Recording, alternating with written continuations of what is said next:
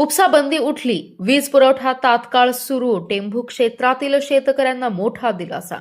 संग्रामसिंग देशमुख यांच्या पाठपुराव्याला यश. नमस्कार, आपण पाहत आहात पॉवर मराठी न्यूज, जनतेचा आवाज. टेंभू उपसा सिंचन योजनेच्या कार्यक्षेत्रातील हजारो शेतकऱ्यांसाठी अत्यंत दिलासादायक बातमी समोर आली आहे. एल निनोच्या पार्श्वभूमीवर लागू करण्यात आलेली तलावांवरील उपसाबंदी अखेर उठवण्यात आली असून खंडित करण्यात आलेला वीज पुरवठा तात्काळ पूर्ववत करण्याचे अधिकृत आदेश जारी करण्यात आलेत.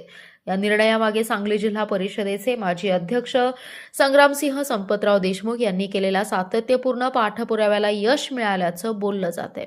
राज्याचे जलसंपदा मंत्री राधाकृष्ण विखे पाटील यांच्या कडेपूर दौऱ्यादरम्यान संग्रामसिंग देशमुख यांनी शेतकऱ्यांच्या अडचणी प्रत्यक्ष मांडल्या.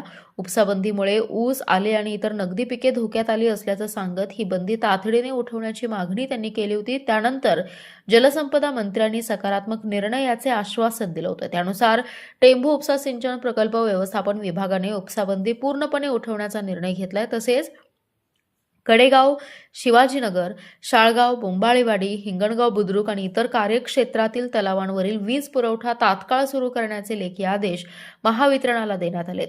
या निर्णयामुळे कडेगाव तालुक्यासह संपूर्ण टेंभू कार्यक्षेत्रातील शेतकऱ्यांना मोठा दिलासा मिळाला असून त्यांच्या पिकांना आता वेळेत पाणी मिळण्याचा मार्ग मोकळा झालाय.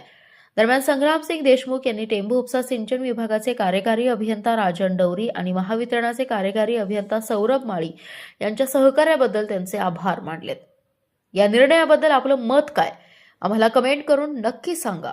व्हिडिओ आवडल्यास लाईक करा, शेअर करा आणि पॉवर मराठी न्यूज चॅनेलला सबस्क्राईब करायला विसरू नका. अशा ताज्या आणि विश्वासार्ह बातम्यांसाठी पॉवर मराठी न्यूज या चॅनेलला लाईक करा, सबस्क्राईब करा आणि शेअर करा. पॉवर मराठी न्यूज, एकच नजर, चौफेर खबर.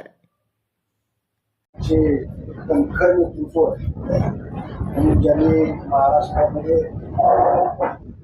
ज्या सरकारचा मुख्यमंत्री म्हणून त्यांची यादीमध्ये अलीकडेच नोंद झाली असे राज्याचे मुख्यमंत्री असलेले देवेंद्र फडणवीस साहेब यांच्या प्रयत्नातून विशेषतः महाराष्ट्रातल्या शेतकऱ्यांना पुन्हा एकदा भक्कमपणे उभा करण्याचा प्रयत्न राज्य सरकारच्या वतीने झाला.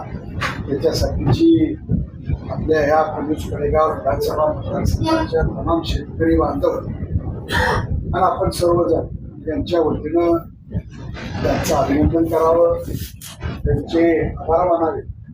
या निमित्तानं पत्रकार परिषद आपल्या ठिकाणी आयोजित केलेली आहे.